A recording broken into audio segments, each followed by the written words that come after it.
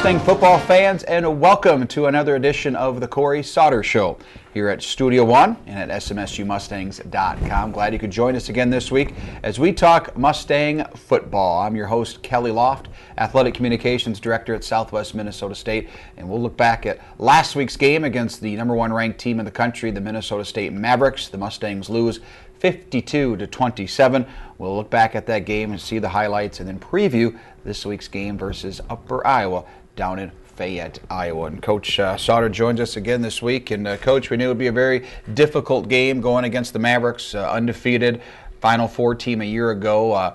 Had a great game last year, losing in double overtime to MSU, but right from the first play all the way into halftime, just a tough go for the Mustangs. You lose 52-27, and probably the first time in all year in 7 games where you're just really disappointed about how everything really went this game. Right, and whenever you play a number one ranked team, the worst thing you want to do is get off to a bad start, and we needed to stay in the ball game as long as possible to keep our guys' hopes up and put ourselves in position to at least battle in that fourth quarter, and we definitely didn't do that. And as you mentioned, the first play of the game, we dialed up somewhat of a gadget play, and their kid made a great play on it, and again, they were able to capitalize on it.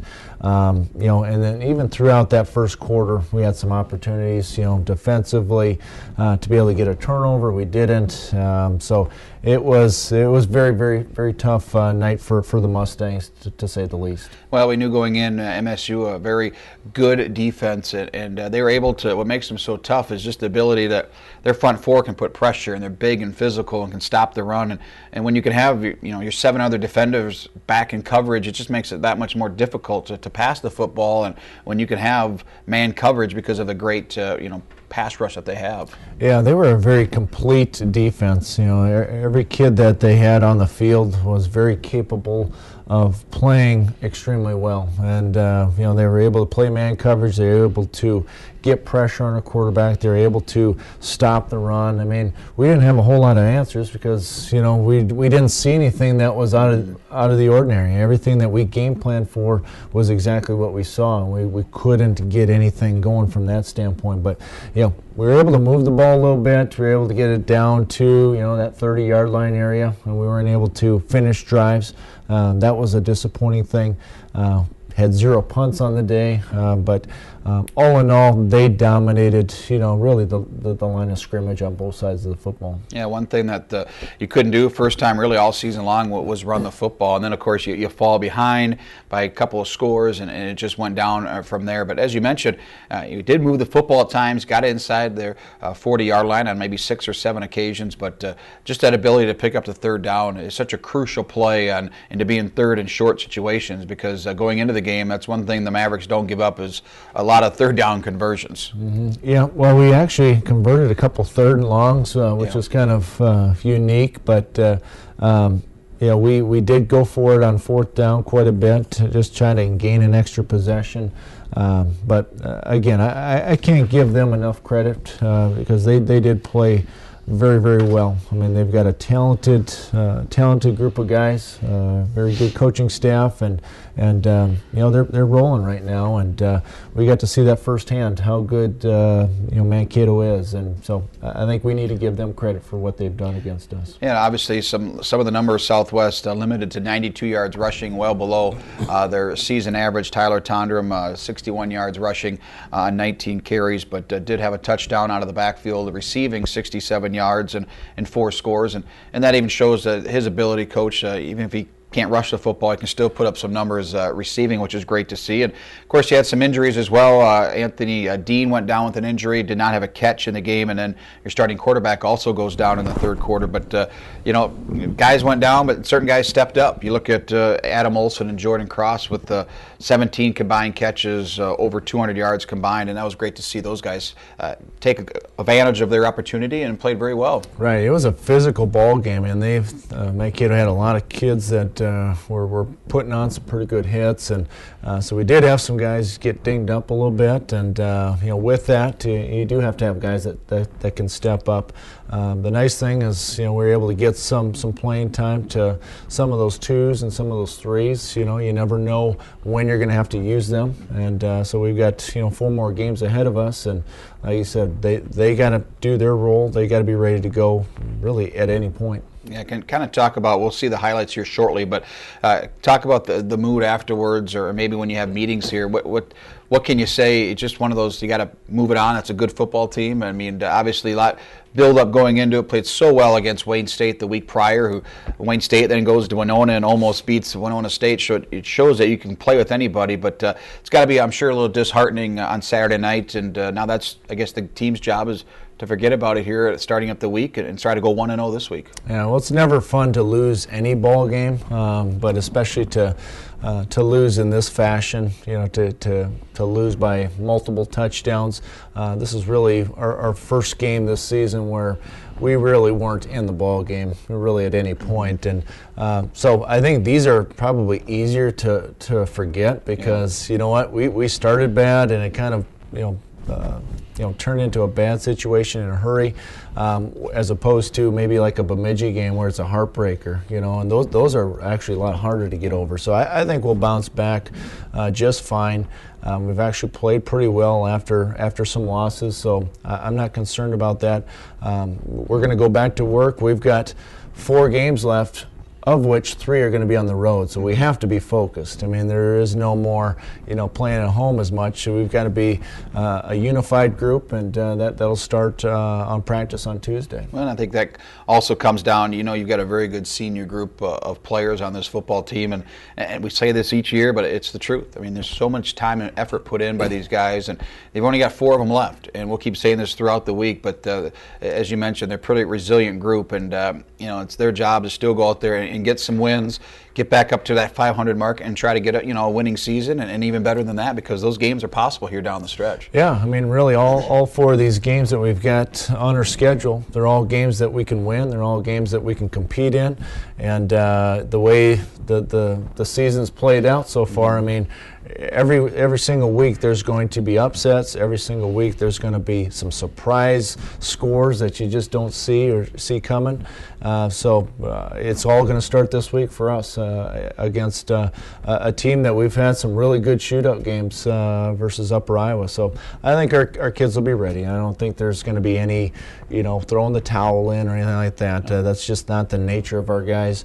But big thing for us is just focus on us and do what we do, get back to the basics and work from there. Of course, and the Mustangs defensive had a couple of starters out. Donovan Woods did not play at cornerback for the Mustangs, so Dalen Finley had his first career start, and what a challenge. You look at a couple of guys. We've had some true freshmen that have made their first starts going back to week 1. Rakeem Felder going against St. Cloud State, and you have Finley here. I mean, these are some big challenges, guys that have to learn in a hurry, and MSU a very good team in that. And you touched on it earlier, Coach, just about how physical they were, but what makes their team so good on both sides of the football? Is it really basically that front 5 on the offensive line and their front 4? I mean, is that kind of how their offense goes and makes it so difficult to defend? And then on the flip side, going against that defense. Right. Well, I think they just have a good group of guys all together. I mean, they don't have like a weak spot. They don't have a spot where teams try to attack, because they're all pretty good across the board, and every game you always look up front. You see if you can win those battles. I mean, that's going to dictate really the overall outcome of the ball game. But I thought they controlled the line of scrimmage, with their run game, and then they were also able to control the line of scrimmage against our run game. And so when you have that situation, the odds are very, very low that you're going to have a successful game against them. But they've got good players. They're strong. They're physical. They're fast. They're always in good position. You just don't see guys that are creating, leaving a big gap or a big hole. They're just well coached. Just all around, I think they just do a nice job. Yeah, they do. And again, the Mustang, here's some of the numbers. Southwest offensively, 489 yards of total offense, 38 of 60 passing. The Mavericks only had to throw the ball 9 times because of a very good rushing attack that racked up 383 yards. We mentioned Charlie Kern went down with an injury early in the second half. Backup Chris Steeman, his first extended playing time in his career, 15 of 25, a couple of touchdowns. And, one thing that we don't see very often, Coach, going into the season, the turnover bug, and it bit us this time, both quarterbacks throwing 3 interceptions. And, some of them obviously are just trying to make some plays when you trail, and it just kind of snowballed after that. And, they made a good play on the first play of the game, but then there's some little breaks where the ball just kind of flips right into the defensive lineman, and really it just kind of snowballed from there. But that's something you don't see very often, is that many interceptions, especially the way Charlie's been playing all season long. Right, and it's something that we really take pride in, is protecting the football. I mean, if you don't take care of the football, you're not going to beat anybody on your schedule. So that has to be something we correct in a hurry, because if we continue doing those things, we're not going to win another game. But with those 6 interceptions that we had, 2 of them, one of them was a great play by their kid. One of them was a kind of a fluke interception, and then there was 4 of them that were poor decisions. And those 4 poor decisions ones are the ones that we have to get corrected. And the most disappointing thing with that is, of those 6 interceptions, I think 4 of them were on first or second down, and those are the ones you just got to be smart. You got to throw it away. You got to live to fight another play. Third downs, you may have 1 or 2, but first and second down, we've got to be much smarter than that. Again, the Mustangs fall 52-27 to the Mavericks. SMSU fell behind 35-0 in the first half, did score late in the first half, and then scored right away in the second half to make it 35-14, but Mavericks able to fight off SMSU's challenge and get the victory. Now the Mavericks 12-0 all-time versus SMSU. Let's take a look at the highlights from the game at the Schwann Regional Event Center. And, Coach, we start off offensively. Mustangs Kern over to Jordan Cross. Yep, Kern gets a really nice look off to his right and ends up coming underneath to Cross, and Cross does a nice job once he catches the football, just hitting that seam and getting vertical and getting what he can. Jordan, 6 catches, 98 yards in the game. Tyler Tondrum, 61 yards rushing. He picks up 11 here on the Statue of Liberty. Yep, kind of a gadget play that we dialed up for this game. You can see there's a really nice block by our center. Brandon Puffer gets out and ends up getting a block on their corner. When you fake out the camera guy, it's usually a pretty good play. So it was a nice one on our end. Again, Tondrum 61 yards on 19 carries. Big third down conversion, Kern to Condon. Yep, 3rd and long. You don't see too many of these converted on them. And nice thing is, once Condon catches a football, he makes the guy miss, and that's what allows him to get the first down. Condon, 6 catches, 47 yards, and again, a big third down conversion for the Mustangs. And now we continue on with a Tondrum 13-yard rush. And you guys are getting some momentum here in this first quarter. Yeah, it was actually one of the few plays where he had a seam where he could run through the middle, and umpire gets in the way a little bit. But, it's good to get Tondrum some carries early on. Going to the second quarter, and Britt Wickett across the middle and breaks away for a big gain of 17 yards. And again, Wickett does a nice job, after catching the football, getting vertical, getting north. Mankato just has too much team speed to try to run sideline to sideline. Does a nice job just getting north, getting what he could. Adam Olson, career high 11 catches. This one for 30 yards. Or actually, this is the defensive play first. We should mention a sack for the Mustangs. Page, Finley, and Pennick all pressuring here. Yep.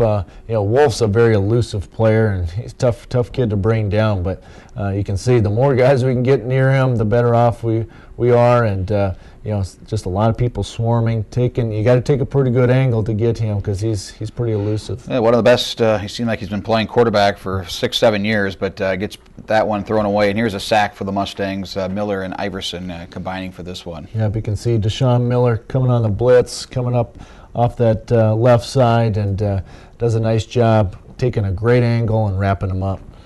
Deshaun with the sack, and puts MSU in a situation where they are forced to punt. And then we go back on offense, Coach, following this. And the Mustangs, as we mentioned, big night for Adam Olson. Here's a catch for 30 yards. Yep. You'll see from the end zone, just a really nice grab. Ball's thrown behind him a little bit. Charlie does a nice job fitting it into a hole, so he kind of had to throw it behind him.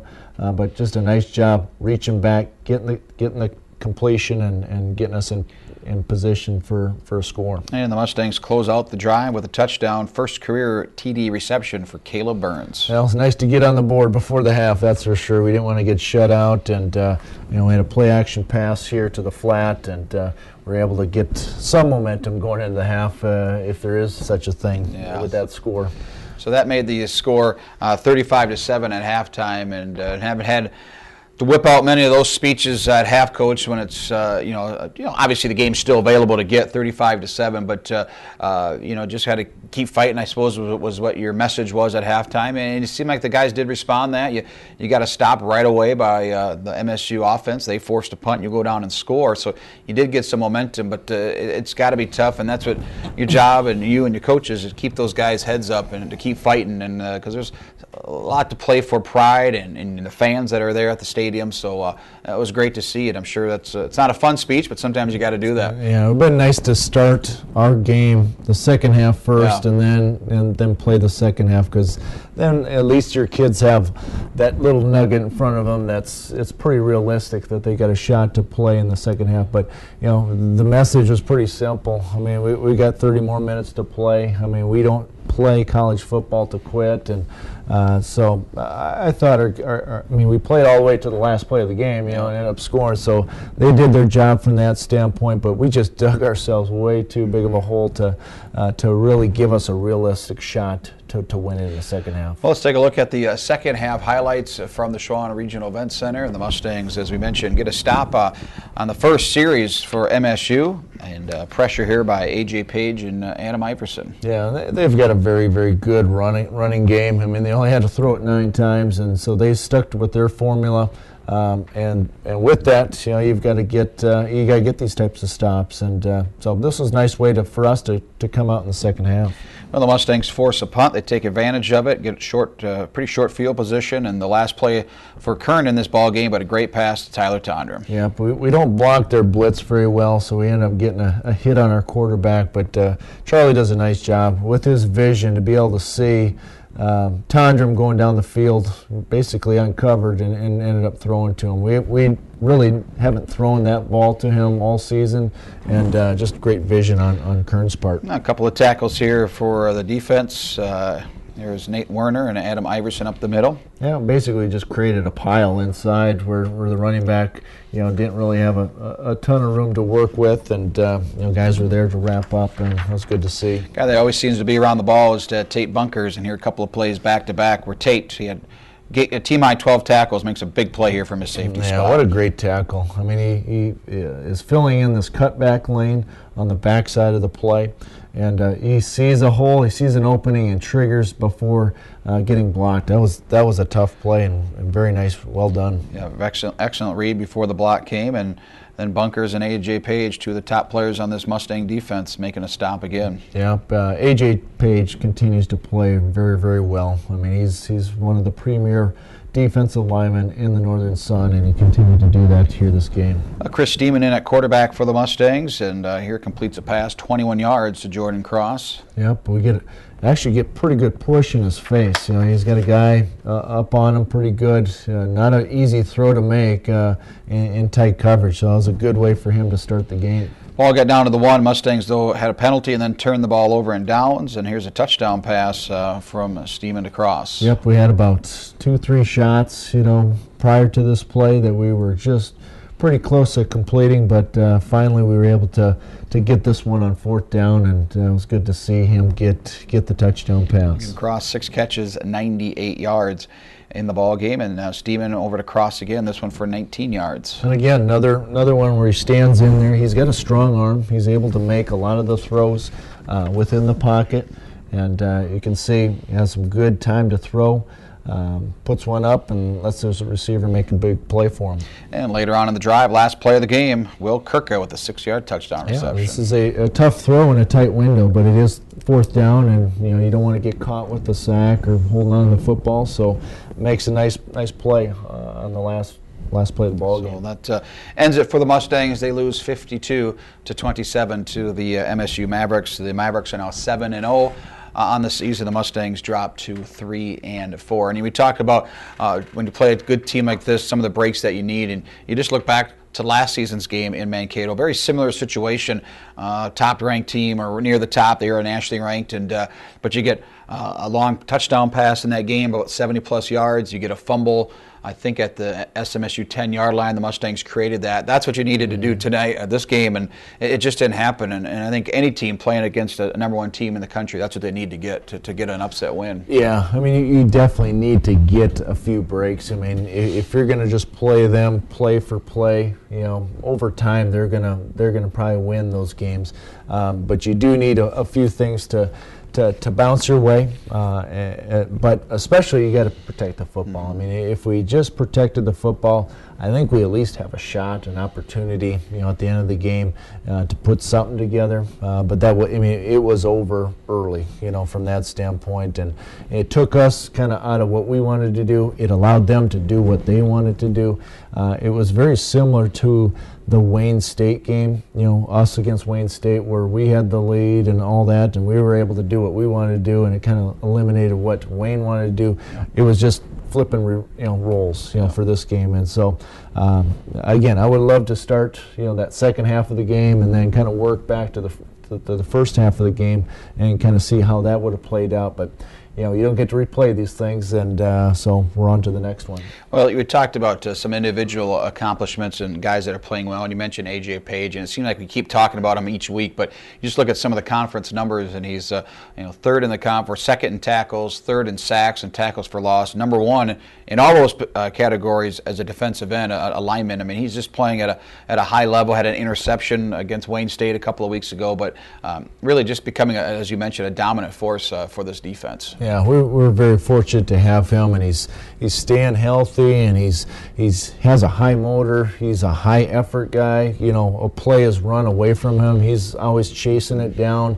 I really love the way he plays. He brings a lot to the table, and I'm really proud of just the way how he's come along over the past couple of years, because he started out a little bit slow and he continued to progress, and now he's really having a great season. Well, of course, the Mustangs now head on the road, as we talked about earlier in the show, at Upper Iowa. It'll be a 6 o'clock game in Fayette, a team that's playing very good football as well. Upper Iowa at 4-3 overall, had a nice winning streak earlier this year, and then lost this past week to Augustana. And Coach, looking ahead now to this week, and first of all, just taking care of yourselves. Obviously, we've had some injuries, but hopefully those guys will be able to bounce back. But either way, people are going to have to step up, even some roles in practice now, because some guys may be limited. But that just shows you how important it is that you never know. You're one play away, next man up, getting in there and playing. So I'm sure you have a lot of different guys getting some reps this week in case certain guys can't play. Yeah, and as you mentioned, it may not totally affect the game on Saturday, because I think it's going to affect more practice more than anything. Because there's going to be some guys that are probably going to play on Saturday, but may not practice as much as they'd like, on Tuesday, Wednesday, and Thursday. So it'll be a different feel this week from that standpoint. But the main thing for us is, as you mentioned, we need to take care of ourselves. We need to, come up with a really solid game plan, get the reps to the guys that are going to be playing, the guys that may have to play, and get them as ready as possible, as soon as possible, and get ourselves ready to go. But it's never easy going on the road to play Upper Iowa. It's a longer trip. It's the first time we've been to kind of their new renovated stadium and everything, so it'll be new for a lot of kids, and so we're embracing the challenge. It really will be a fun game. Two teams that have had a lot of success offensively. Upper Iowa has really stepped up their game on the defensive side. They're leading, in a lot of different categories and things. So it will definitely be a huge challenge for us. Yeah, the Mustangs, of course, faced a very good defense, the number one ranked defense in the conference last week in MSU, and this week some of the numbers: Upper Iowa just a yard behind MSU in giving up total defense. Of course, the Mustangs have the top offense, averaging over 546 yards per game. So something's got got to give. It's going to be interesting to see. But you look at their squad coach, and I know it's early in the week, and you'll still be doing a lot of film breakdown. But we know the quarterback. He's a 3-year starter now. They're Chris Smith, a running back, who had a big game against the Mustangs a couple of years ago, rushing over 200 yards. And as you mentioned, on a fast surface, they've got the field turf as well. So it's going to be an exciting game. They're at home, and as you mentioned, a lot to play for. A chance for us to get back to 500 and catch them in the conference standings. Right. There's so much to play for, and I'm really looking forward to the challenge because we're very similar type teams. And we run a lot of plays. They run a lot of plays. It might be a long marathon game. Just the style of offense that both of us run. But we've always had shootouts against them. It always comes down to the last play, and whether it's a Hail Mary, a last-second quarterback draw, whatever the case may be, it's been some very entertaining ball games, and we've been fortunate to come out on the winning end on most of those things, and hopefully we continue that this year. And it seems the cure, as you mentioned, we bounced back from tough losses. St. Cloud at home, we go to Moorhead and get the win. Lose to Sioux Falls at home, we go to Wayne State and get the victory. And sometimes being on that road trip, it is kind of just your team. You get away from some distractions in your dorm or in your apartment or house here in town, but an opportunity to go down to Fayette and kind of maybe give just a brief recap or a preview of what goes on a road trip, for instance, down to Fayette, which is a little bit different because it's a smaller community. You might stay in a different town, but kind of talk about how that goes on Friday, how you guys head down to Fayette and kind of the practice plan. Right. Well, we try to do as much as we can here in Marshall. So our kids really this week on Friday, we will have meetings starting at noon. Right. So we'll meet for about an hour. We'll go out on the field for about half hour, 45 minutes to go through walkthrough, special teams, all those miscellaneous items that you need to cover, and then we'll be on a bus at 2:30. And so we'll head down. We'll make most of the trip. We'll get down into Iowa, and we'll eat and do our pregame, or not pregame, but our night before meal. Once we get to the hotel, we'll have some additional meetings when we get there, and then it's a later game, so we have to make sure we're spacing that thing out, and that's one of the reasons why we don't stay right in Fayette or right in that area, because we want to just build in a little bit of travel time on the day of the game, and so we're a little bit different from that standpoint, but we like to try to break things up just because we don't want our guys laying in a hotel all day long and feeling lethargic and those sorts of things. So we'll do walkthroughs, we'll do meetings, we'll do a lot of things, meals, throughout the day to help those guys just break things up and get themselves focused. It should be a fun ball game. Again, the Mustangs and the Peacocks, 6 o'clock kickoff in Fayette, Iowa, as the Mustangs try to get back to 500 with the victory. Mustangs will then wrap up the home season the following Saturday, an afternoon game versus Winona State at the Schwann Regional Event Center. I want to thank the head coach, Cory Sauter, for joining us again this week. I want to thank you as well for watching. We appreciate the support, and thanks to everybody here at Studio One, Jess Nelson, and thanks for watching this week. Cory Sauter Show here at Studio One and at SMSUmustangs.com. Until next time, remember, go Mustangs!